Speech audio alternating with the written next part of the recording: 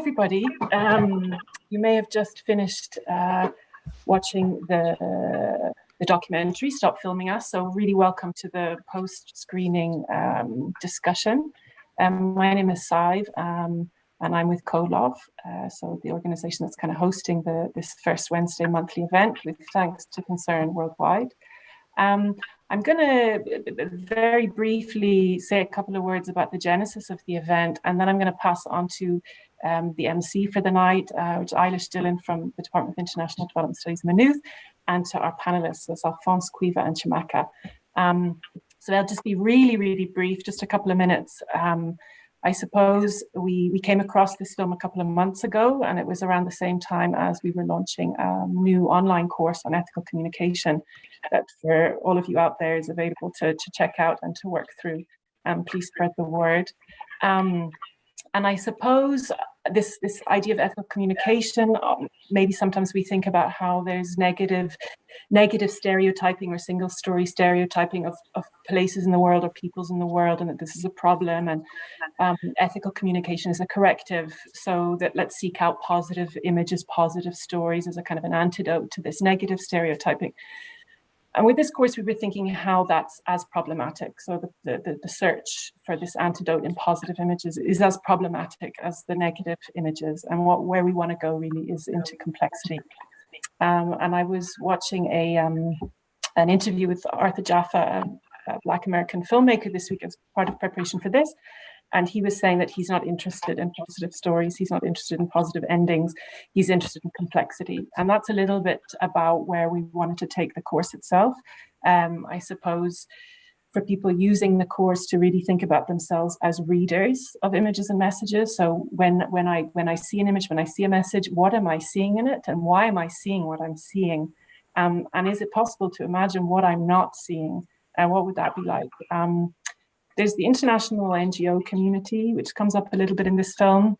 And I suppose they produce certain kinds of messages and images that are problematic, and they have to produce those in order to reproduce themselves. And that's an issue.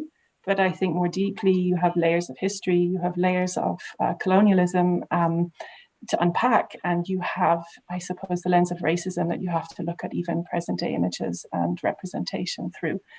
So this film, I suppose, maybe it's its non-linearity, maybe its director in there somehow a subject. It possibly opens up a little bit of space for questions. It allows questions to bubble up, and for the viewer themselves to kind of be posing questions of what they're seeing, but also who they are as viewers of the film. And this is why we were really interested to screen it. And it's why we're really interested to hear more from the panelists this evening. And from Eilish as well herself, and from you. I think there's a chat box at the side that you guys can plug in questions. So that's it. I'm going to pass over to Eilish now. I'll be around. Ethicalcommunication.org is the website for the online course. And I'm really, really, really looking forward now to hearing what the film stirred up for these guys on the panel, and down the road for yourselves as well. So please stay in touch. Okay, that's it for me, Eilish. Over to you and to the rest of you, and really looking forward to this discussion. Yeah, thanks. Thanks a million, Sive. Thanks everyone for joining us this evening.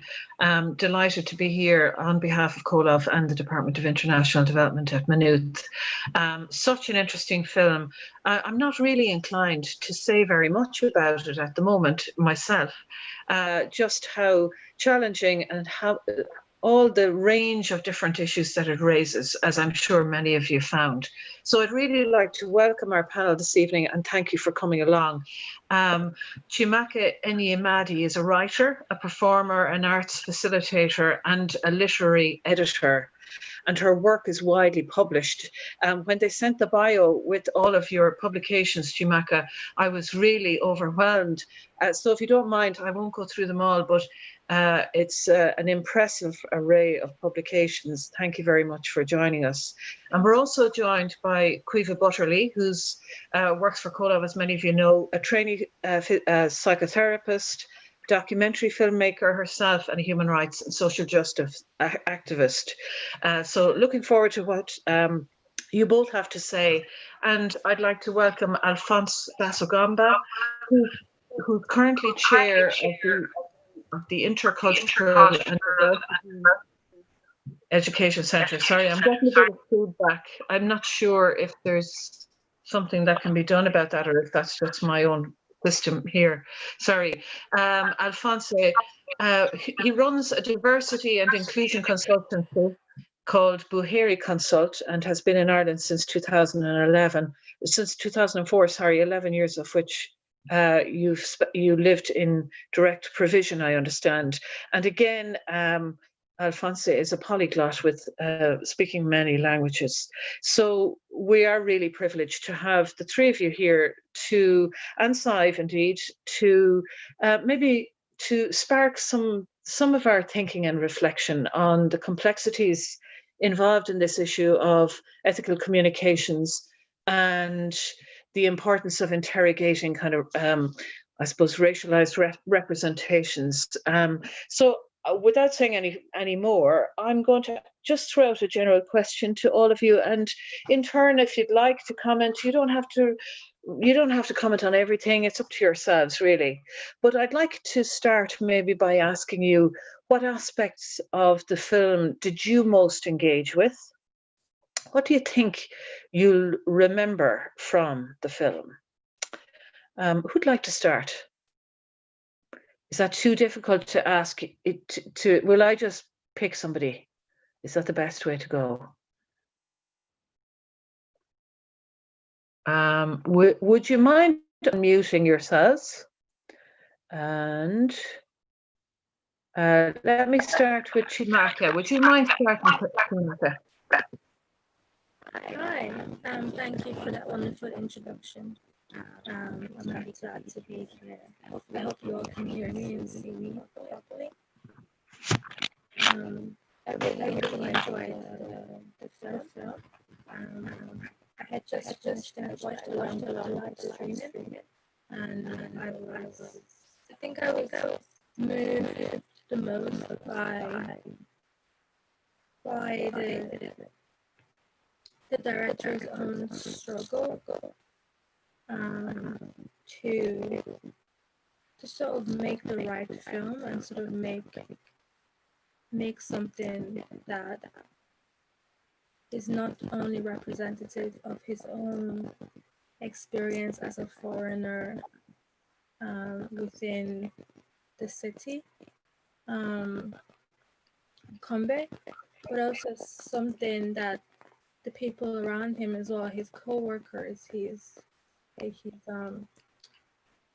crew, and also perhaps the community within the demographic could also see themselves in as well. So his interrogation of his foreign lens, of his Western lens, and how he continues to inquire throughout the filmmaking process, whether he should stay or whether he should go, and to sort of interrogate every aspect of the filmmaking. I thought that was, as a creator myself, I admired that, and I feel that that is the right attitude. That is a right sort of stepping point for us to have these decolonial and anti-racist conversations on how to create better and more ethical creative practices. So that moved me the most. Great, thanks a million. Anybody else like to come in, Caoimhe or Alphonse? I think that what I loved about the film in general is that for the first time we heard the voice of people who are supposed to be getting the aid. Many times we hear about NGOs because they have a way, they have a mean, all of that. But I think that is very good that now we heard what people who are getting that aid, what they think about. I think that if you are giving and somebody is not receiving, I think that it's like a dance. You have to have a partner. And unless the partner knows what you want to do, then there will be a lack of harmony. And I think if I go back to what Chimamanda Adichie said, the danger of a single story, I think that if we keep getting this kind of feedback from people who are supposed to be, we are supposed to be helping, then we can know exactly what we are doing, and we can know exactly if you are doing that right, or if we have to go back to the drawing board and try something new. So I think that it was very informative, and I love that side very well. Great start. Thanks, Alphonse. Thank you. Quiva? I had mixed reactions watching it, and I say that as somebody who I really don't like to critique things, particularly because I think with my own sort of self-reflective practice around filmmaking, I see myself in a process of constant learning. So what I did like was definitely what Chiamaka and Alphonse referred to so eloquently, in the sense of lens to a certain degree, and those glimpses of the cynicism of an aid industry. It really reminded me, there was one small little flash of these little constructed tin trucks with the logo of the UN, and it reminded me of Haiti, actually, post the earthquake, of seeing very similar little handcrafted trucks by children of the UN and MSF and lots of other sort of actors within that. And I would obviously differentiate the MSF from the UN, just in terms of accountability. But the things I almost felt, for me, the premise of it was really good. I had a lot of questions around who was it centered around, though, and even though the director, and again I understand the intent, and said there was a glimpse of him, but I felt maybe it wasn't necessary. I mean, some of the conversations that his presence on camera facilitated were deeply interesting ones, particularly around the cookies and the fight. But in the end, when I was looking at the credits in terms of the editorial process, I think both of the editors, I'm presuming perhaps, were not from Congo, and in that process, it really sort of reminded me almost, it felt like it was halfway there. Like there were all of these really interesting vignettes and really amazing filmmakers whose work was profiled throughout it, and some really important conversations and openings in terms of a glimpse of the cynicism, oftentimes, of so much of, in a way, sort of the NGOization of dissent and representation. But what I felt was missing was actually a feminist lens. And within the feminist lens that I'm thinking of, I think of collectives like Ethnocene, or I was actually reading a really interesting interview pre-doing this with Aparna Sharma as well. And that lens of sort of saying what is a duty of care in terms of accountability as well. And I think there were questions that came up for me, in the sense that the superfluousness I felt of including the fight, for instance, the why, and yeah, the conversation around it was interesting, but there was a stated desire on behalf of the co-collaborators in that film not to include that. There, you know, and I definitely resonate with what Saib mentioned in terms of complexity, but I think that there's also questions to be asked around representation, around accountability, and in a way, yes, it was interesting to see the backstory of the film that was made, you know, around the day in the life of the little boy that Mugabo made, but I also felt that that piece in itself was enough. I'm not sure if it was necessary to sort of see the director in there in terms of his experience of that. And maybe there was intentionality behind that. And I'm sure there was. That's the thing, you know, we're watching something that was a weave of so many different strands. And again, I think the premise was really interesting, but it just felt like, for me, it sort of got halfway there. And I wonder if that feminist lens had been more present, perhaps, if that might have shifted something. Sorry, that was a very long-winded. Oh, no, that's fine. That's great. Thanks a million. I'd just like to go back to Chiamaka then, and to Alphonse, if you'd like to say any more about, I suppose, some of those issues around representation, and that whole question about how decisions were made in the film, the editorial process, who participated, how they participated. I thought that interrogation was very interesting myself, but I also wondered about questions of participation and power in the making of the film. And I just wondered if you'd like to make any comments on that, or if you had any thoughts about it.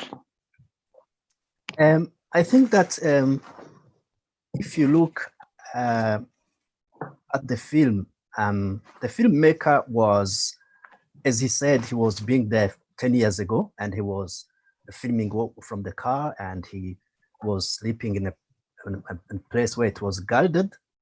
So I think that he tried to show that actually that was too much, that you should be living there, and that it's not very, very dangerous, that people can live free.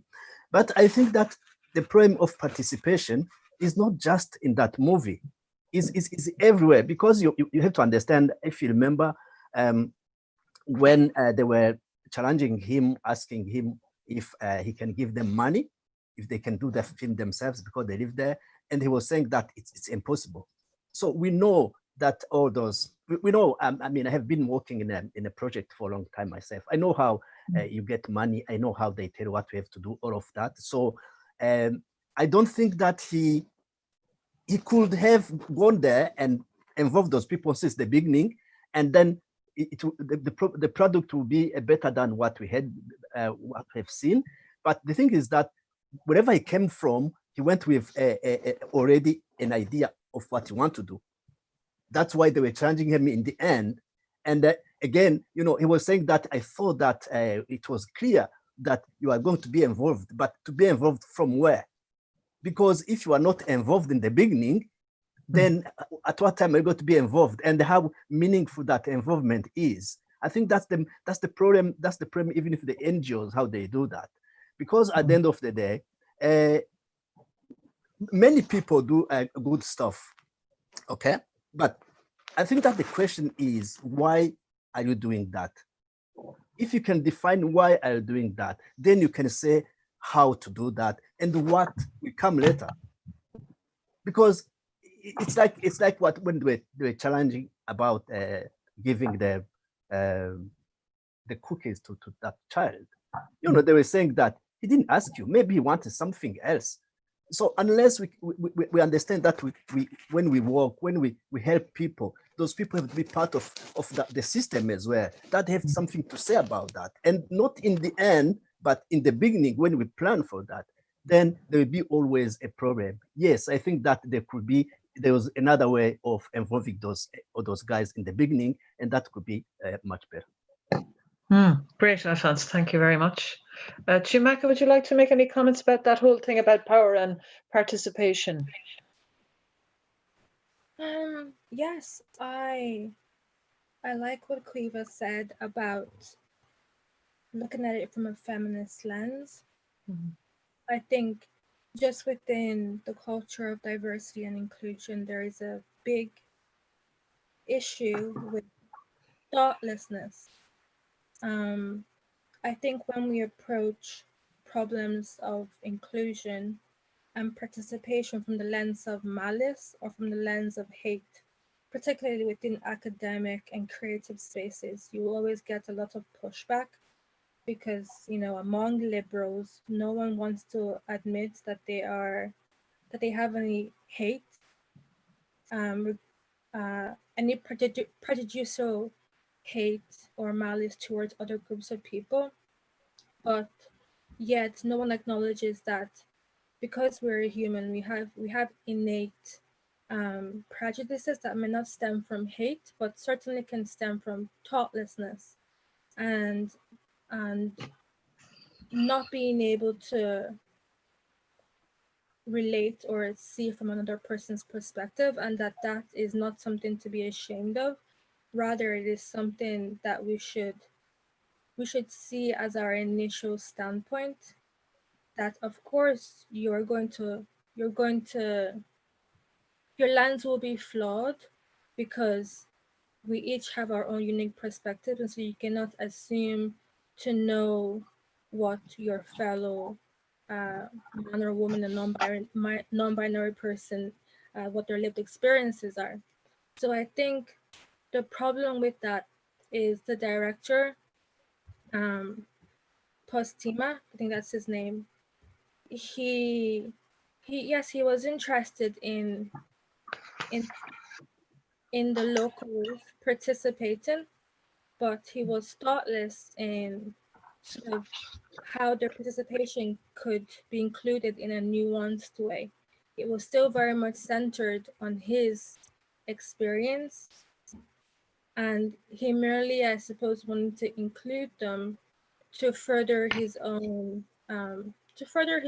narrative, and perhaps, you know, we could accuse him of virtue signaling, you know, but then we have to have a wider conversation about the difference between good intentions and just actions. You know, like our intentions could be good, but they might not result in actions that, you know, that convey justice and that convey equity. So I think that that's where he fell short, is that his intentions were good. He had plans of local participation and of including local voices, but he was not committed fully to justice, because he was not willing to remove himself entirely and to allocate those resources to the local crew. You know, he was not willing to advocate for them to be able to make a film that would be better representative of their area and of their lived experiences. In fact, him saying that it was impossible is very telling of how he sees their capabilities, and also how he sees the enterprise of justice. He sees it as an impossibility rather than as a struggle, rather than as a necessary fight. And so I think that's a critique, is that he did have good intentions, but he was not committed to the enterprise of justice. That's really interesting. I wanted to ask you very briefly, all of you, so maybe I'll start with you, if you don't mind, Chiamaka. You remember he asked that question a few times, should he have gone? And I think what you've just said sparks me to kind of ask this now, or to reflect on it maybe. Like, was it legitimate, or is it legitimate for a so-called, inverted commas, outsider or foreigner to make a film of and with others in a different context? Or is it, as you highlight there or talk about, or is this what you mean, I suppose, is it more just to step aside to create the facility or the environment in which enables people to share their own story? So he asked that question a few times, like, should I leave? And he was told he should leave by a lot of people. Now, a few people said no, but most of the men, because it was mostly men that he engaged in those conversations, but most of them did say that he should leave. So I'm just wondering, like, what would you have any comment on that, or do you have any views on that in light of what you were talking about in terms of the difference between good intention and just action? Does that make sense?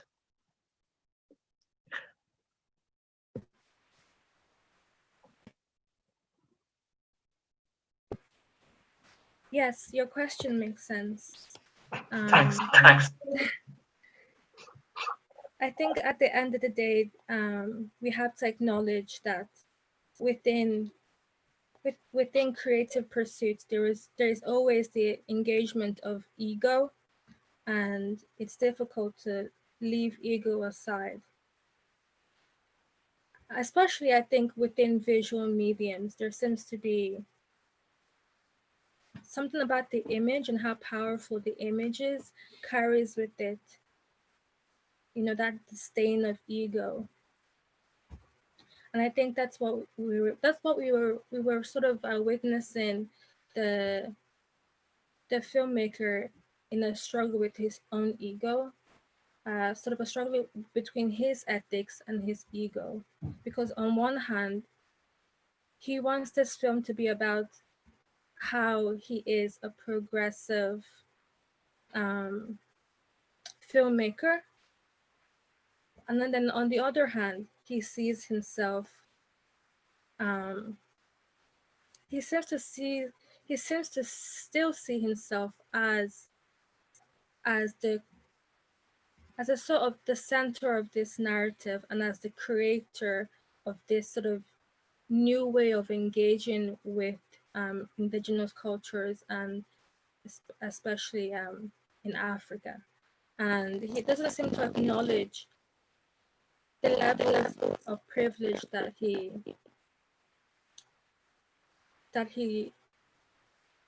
has, you know, as a white male, but also as someone with a very large platform, you know, as a filmmaker. And so I think he sort of was just, it was like a dance for him. This, should I stay or should I go?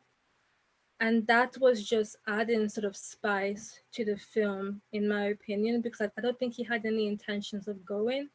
He was more interested in that tension, in that struggle, in being the outsider, in being the person that, you know, in being the antagonist, being the person that the locals want to drive out. You know, it's almost heroic if you think about it, you know, to be driven out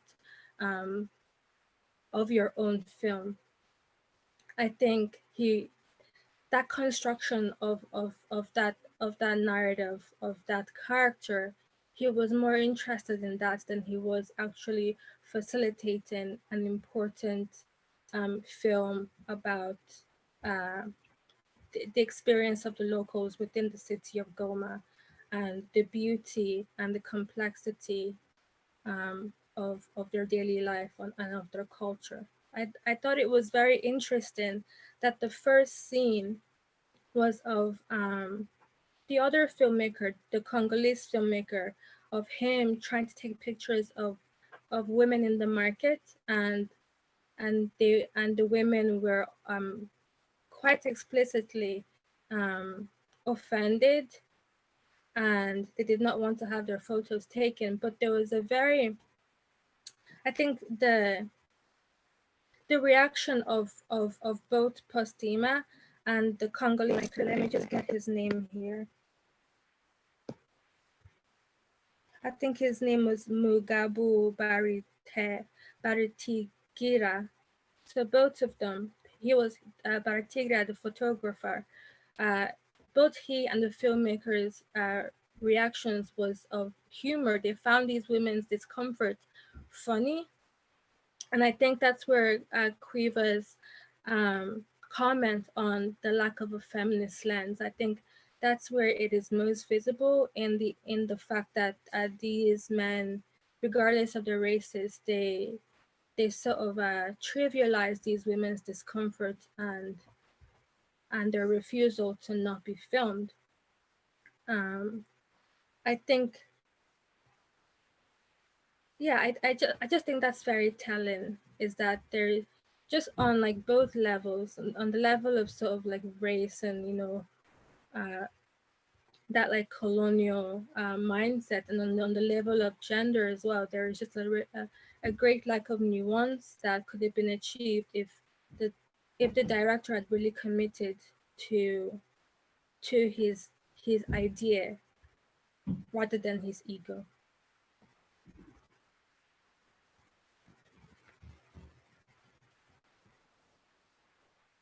Great. Thank you very much. Sorry.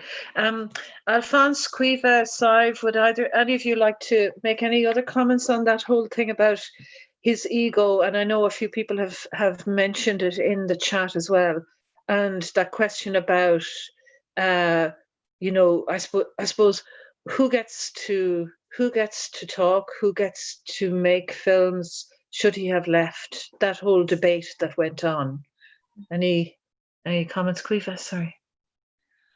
I was just thinking, just because I'm conscious, and again, I want to forefront whatever I say by saying the films that are most critical probably are my own, in the sense that I find myself on a constant journey of learning, and even stuff that we shot around forced refuge contexts or journeys of refuge seekers in the past few years, I can't watch now because I don't want to predicate any visual archiving that isn't not just ethnographic, but emancipatory or empowering in terms of platforming the stories of women at this stage in my own life in terms of using image. But I really resonated with a lot of what Chiamaka was saying, and I was thinking in a way of trying to sort of abstract the personal context of one filmmaker into a system, and it sort of leads me back to a conversation that the director had, I'm not sure if it was with Gayas at that stage, but in a bar, in which he basically said, don't take this personally. It's not about you, it's about a system. And I feel like, in a way, the critiques that I have are with the system of documentary making and with the extractive nature that oftentimes is such a feature in it. Because again, even if the intent is there, to throw in, those really relevant conversations, who not only is it centered on, but who is its audience? And ultimately, I think what I've certainly seen in my brief foray into filmmaking is that it is extractive, at the wine receptions and, the interesting, sort of, it's not people on the ground, who have been co-collaborators in weaving and constructing that film that will be part of that. Ultimately, it's not them who will get the award or, the article written about the film, or and part of me thinks, in a way, decolonizing filmmaking is making it a feminist, be collective, in the sense of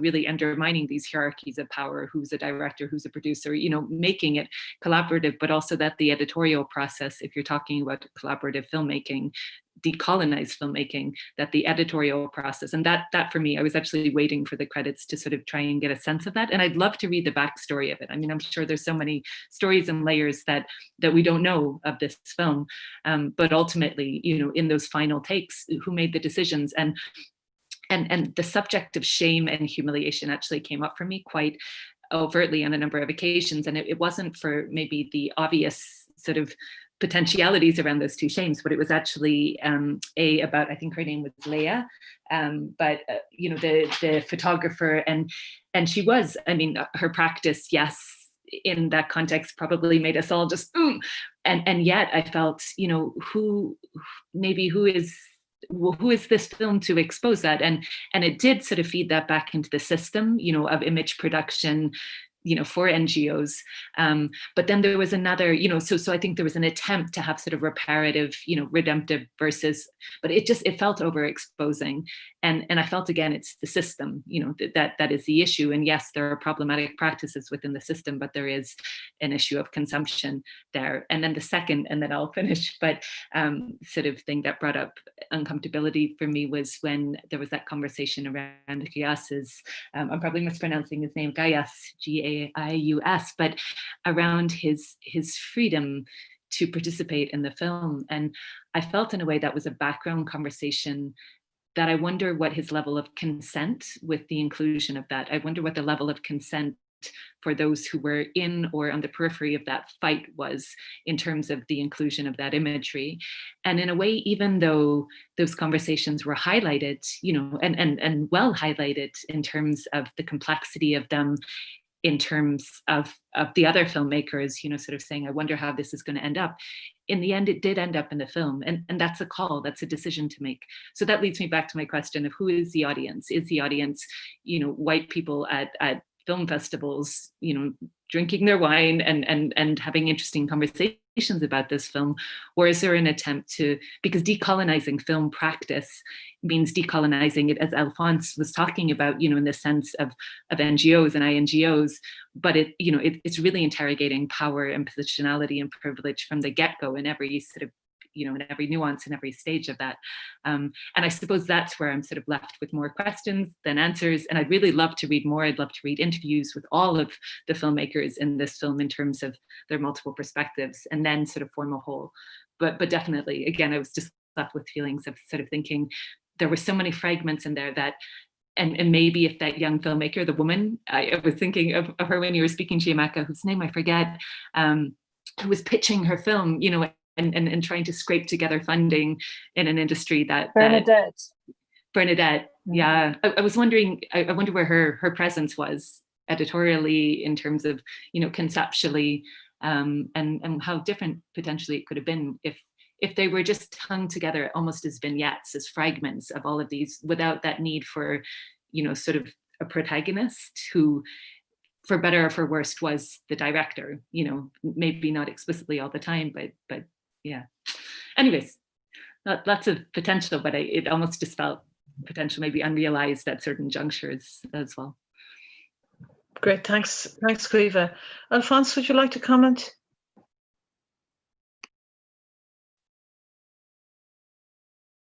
You might need to mute yourself there. Yeah. Familiar. Yeah.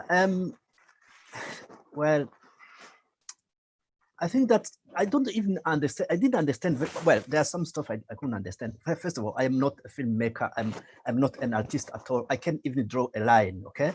So the things I'm talking about, it's more how I've been involved in kind of community development, in social justice, all of that. So that's where I came from. So I don't understand how all those films are made. But when he was asking, do I have to stay or do I have to go? What was the reason to ask that question? First of all, like one of them pointed out, he was there already. And it's not that attempt to go that he was going. Now, if it was me, the question I would ask is not to leave or to stay, but to ask them in their opinion, how that could have been done differently. So not only to throw the baby with the water, but to say that, look, yes, I know that I have been doing this way, you may be another way, but let's have a conversation, not my way or highways. Because I think that's where the problem lies. I mean, me, the way I am, I like compromise. I like to talk to people, because I think that when you talk with people, you find a solution. So instead of asking them to go or to stay, you should maybe ask them the best way to do it. What do you think about the best way? So they can be a debate. And again, to show how there was imbalance in power, if you remember, at the certain time, I don't remember the name of those guys, but one of them told him that he's waiting to see in the end how that will be. Or that when like that gentleman who he has working for a company, that company told him that he cannot be in that movie, but in the end he's in that movie. So, and again he was saying that I'm leaving Sunday or Monday, something like that. So I think that when he was the last edit of that movie was done not there, somewhere else, and I don't think that he's taken any consideration what they were saying, because it looked like sometimes they were saying something, but we see something in the end. So I think that as I said in the beginning, if you want to work with people, because if you want to give me something, unless I accept that, I take that, then there's a problem, you know. And it doesn't matter why you do that, but I have to be part of that. And to be part of that, you have to listen to me.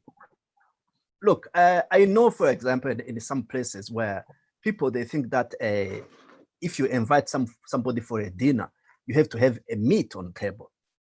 But maybe the person you invited is vegan. You are offending him by offering him something which is maybe cost a lot, but which is useless for him. So I think that it's always good to ask somebody else, your partner or whoever you are working with, to ask them their view so that you can make something constructive. Then instead of you being frustrated and frustrate somebody else, if you start by that, if you start to acknowledge that we all diverse, that I may not like the things you like, and I'm not be who you think I am because of unconscious bias. If you just ask people what is good for you, and then you can start from there. it can be more easier for everybody. Yeah, great. Thank you very much. There's just a couple of other areas that I'd like to touch on before we finish up. And I note that a good few questions have come in as well. One person asking about that whole question of going home. The issue of, I suppose, whether the director, by exposing a lot of these issues, conundrums, and problems associated with the making of the film, that actually it's the whole film process itself serves as a good, I suppose it brings to light some of these issues around filmmaking and the need to decolonize film practice, as you said earlier on, Caoimhe.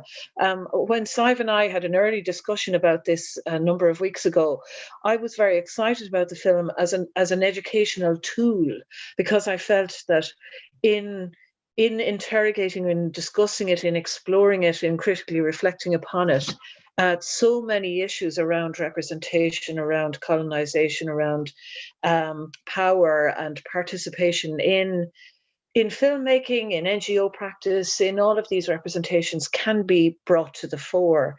I'm really delighted with many of the points that you've made. I find them really interesting and very challenging. Just one thing, I'd like to go back to that NGO thing just before we finish off, if you don't mind. And like one of the dimensions of the system, which is part of, not all of, what's going on in Goma or in other places, or of this kind of filmmaking, is the role of international organizations, whether they're non-governmental organizations, big aid agencies, or actually there was a guy there, he was talking on the phone to Netflix, so it could be international media organizations. And I just wondered if you could briefly comment, because I'm conscious of the time and I'll be quiet myself too, if you could briefly comment on the implications you see for NGO representations or international organizational representations from the issues that are raised in the film. So we've talked a good bit about filmmaking, but what about the role of NGOs or international organizations in representations, and any implications from the film for that? Anybody like to comment briefly on that, if you wouldn't mind? I think that if we look at, in history, where the development, the aid, the international aid came from, you can trace that to the colonization. Just after the colonization, that's where they start to say that, okay, now that countries like Africa, where they can be colonized anymore because they asked the independence, they said that those guys, they still need something. And then the foreign aid stepped in. But in my opinion, they didn't have a time between the colonization and the foreign aid. They didn't have time to redefine again the relationship between ex-colonized and the ex-colonizator. So if you see today, the way aid is structured is like a kind of top-down. We know you guys what we need. We came in and we do something. We don't ask you. Because if you look, for example, a place like Goma, okay, I came from Burundi, but I have not been in Goma, but I have seen the same in Burundi. So if you see like a place where there are 250 NGOs in one city, and in my knowledge that sometimes, because sometimes around there's the insecurity, all those NGOs, they are only in a city. Now, what they do is what? The price of everything goes up, okay? And the people who are living there, actually, they get in more difficult than how they were before. So I think that if they want to be serious about what they are doing, they have to redefine again the relationship. They have to know that you maybe you read a lot of books, maybe you know many things, but you can't know better than people who have been born and raised there. So there's some stuff we have to ask them. So unless we accept that we have to work with them to define what we do, it will be the same always. There'll be frustration. People will be there and they'll be saying that you guys, you are doing nothing. It's better than you leave us.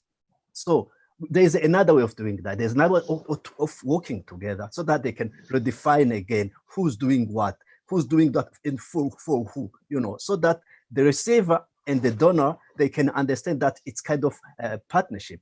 It's not top down. Then maybe we're going to get somewhere. Okay, great, Alphonse. Thanks very much. Quiva or Chiamaka?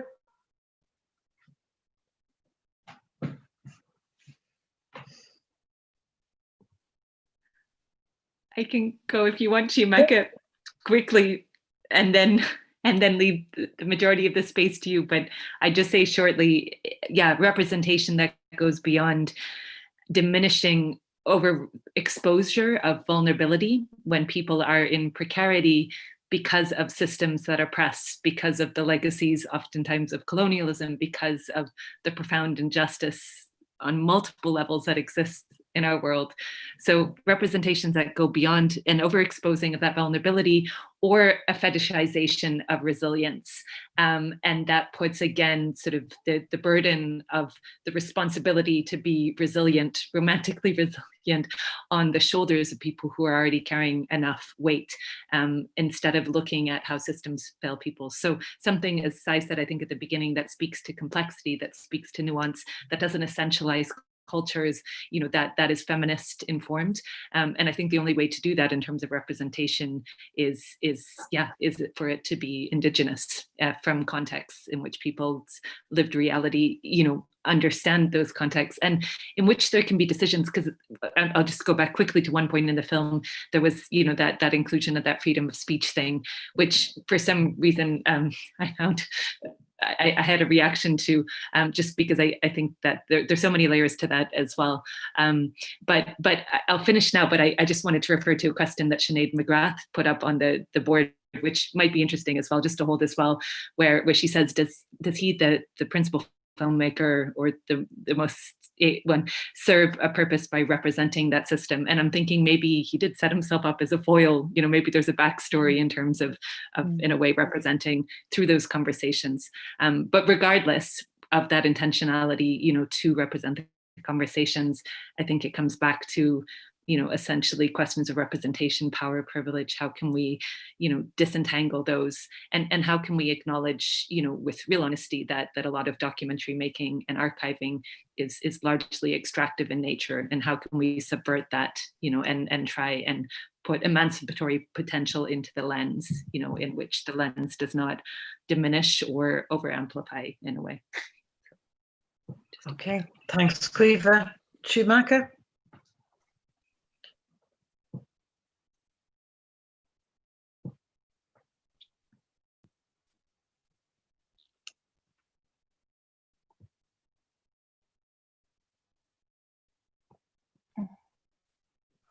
Oh, sorry, Chiamaka, I can't hear you. Oh, there you are.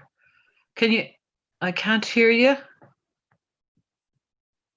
Is that you, Sive? Oh no. Looks like we lost your sound. Oh.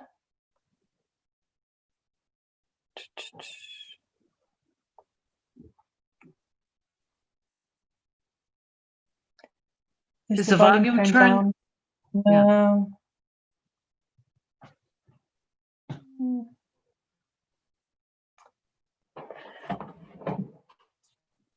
On the laptop, will you just check there, just in case?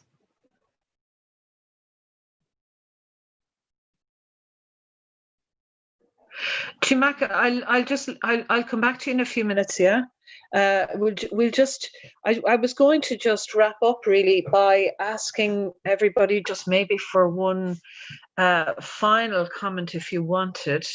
I'm so struck by, there are so many really interesting points which you've all highlighted, the difference there between intentionality and kind of a just action. And while on the one hand, you know, this was a point that Chiamaka made earlier on, while on the one hand, it's very clear that the director had positive intentionality that didn't necessarily lead to positive action in the making of the film or in the way decisions were made around it.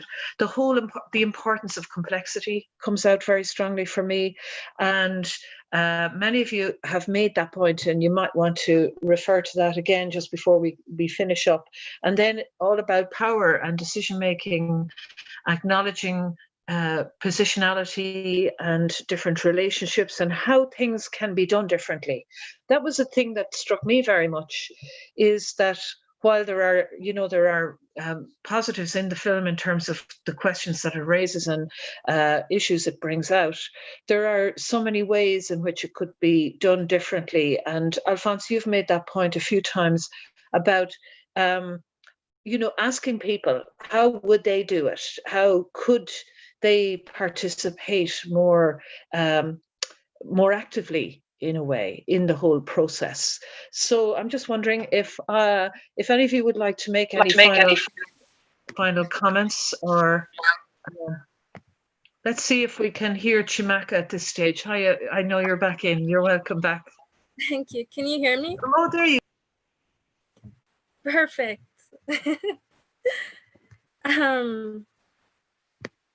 Okay. As I was saying, I was just going to lead with a quote from Chinua Achebe.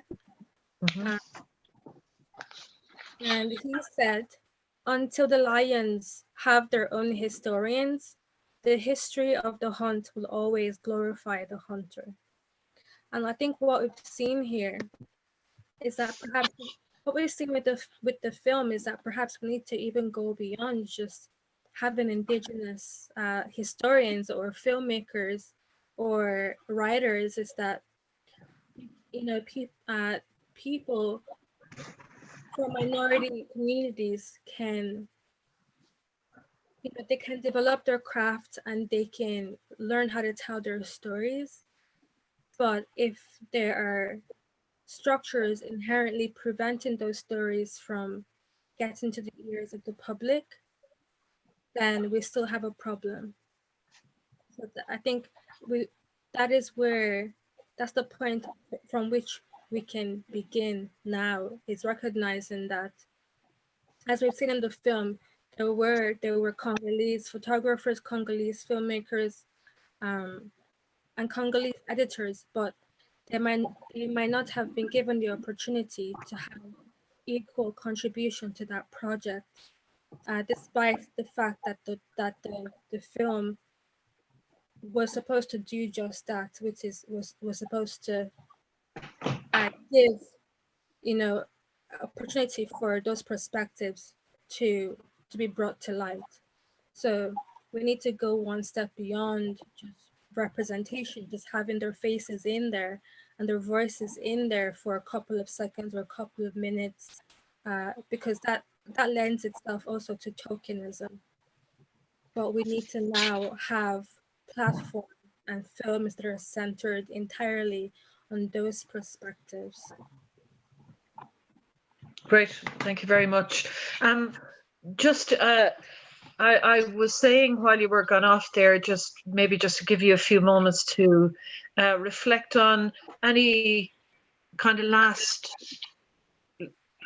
not last words, but any final things that you'd like to say that we haven't had time to say, that you'd like to say about what you'll take away from the film or from this discussion, or any other reflections that you'd like people to think about.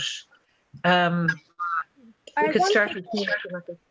I want people to think about that very short, sort of that film within a film, that was about the little boy and his journey towards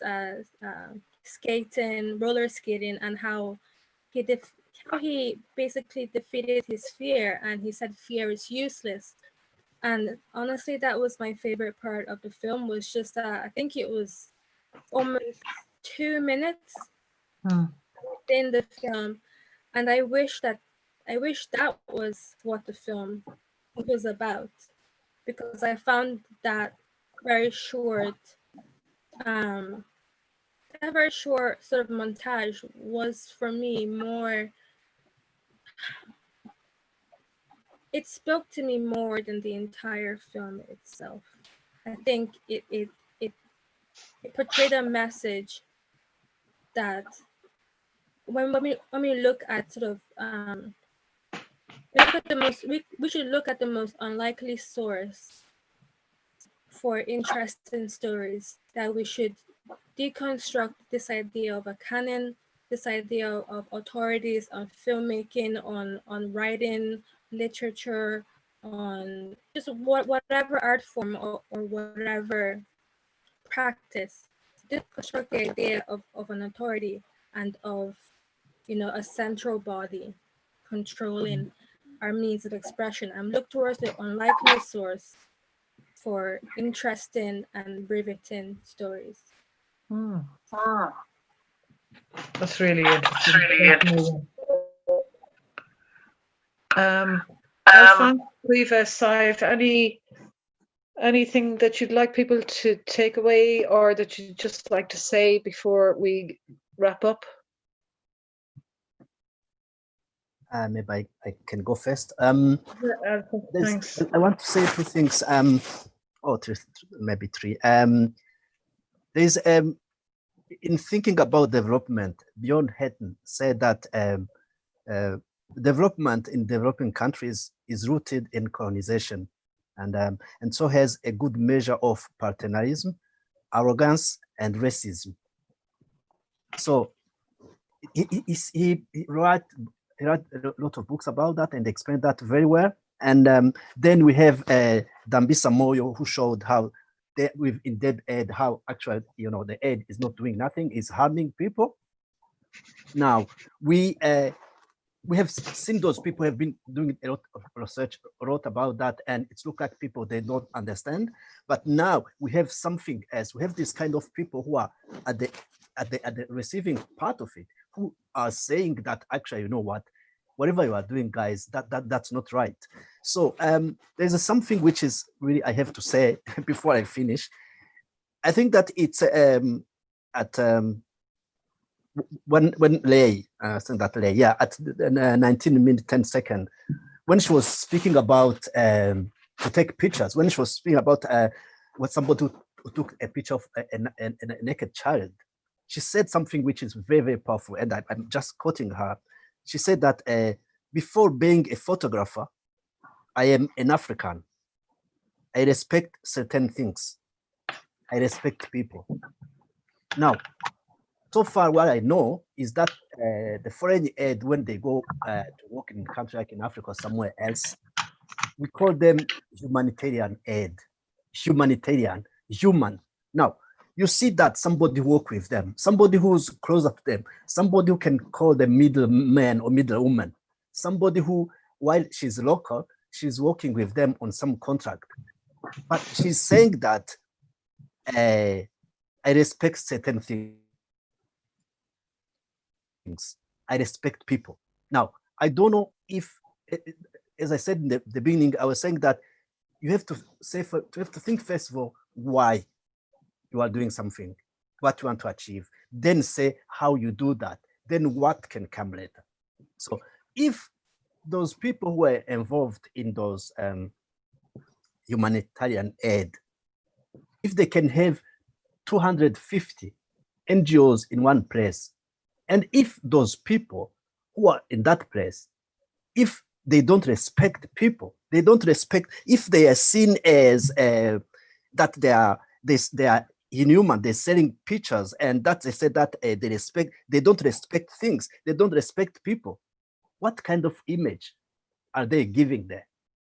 What kind of humanities are showing there? So if that cannot make them think again and change something, then I don't know what we do that. Thanks, Alphonse. Quiva? No? I can't hear you, sorry. You're on mute. Sorry. I was just saying I again really resonated with Chiamaka and Alphonse were talking about, and I was thinking of that little vignette that I similarly really really resonated with about that Mugabo had filmed about the little boy, and one image that I'm holding in my mind, along with the little tin constructed UN trucks, is also that his experience, his existence around power and fear and exploring his world was not centered around the experience that perhaps somebody coming from outside, with that lived experience of the 10 years prior, and I recognize that we all carry our multiple experiences into what we create, and I want to honor that as well, because I know that, again, I'm sure there was an interesting intent behind it, but what I really liked about that vignette was that there was a flash of a UN truck, but it was not centered around that was superfluous almost to his little world. He ran by it, it sped down the truck, whereas a lot of the other imagery around the 250 NGOs, all of the guarded militarized gates, etc., was made predominant. And I think what was being expressed, and perhaps maybe not quite listened to again and again, was that thing around, what do people's existences center on and around, and that's where it leads me back to the question again of audience, but yeah, so I'm definitely holding multiple aspects, because I think there was a lot of beauty and a lot of power in the film as well, but also I'm thinking about how interesting it would be if all of the filmmakers from Goma had made their film of that film. So they're reflecting on the reflections, and yeah, all of the interesting questions that would have brought up in terms of what made the editorial cut in the end. Okay, great. Thanks so much. Thanks, Chiamaka, thanks, Caoimhe, and thanks, Alphonse. I'd also like to say thanks to Sive and to Mark for organising the showing of the film, the screening of the film this evening, and for organising the panel discussion. Really, really interesting, so much stuff there. Mark has asked me just to pass on the word that if you do watch the film, if you wouldn't mind liking it, so that it I suppose shows our engagement with it, and also if you could follow the channel, if you could subscribe to the Call-Off channel for updates about future conversations, that would be much appreciated. And also, don't forget the ethical communications course that Sive was talking about earlier on, and you can find it on ethicalcommunication.org course website. And I've participated in some of the course myself. I found it really excellent. It really raises some really great questions in a very reflective, very participatory way. So thanks a million to everybody who participated this evening. And I hope you found it as interesting as I did. Take care, everyone. Thanks very much. Bye, everybody. Bye. Well done, Sive. Well done, everyone.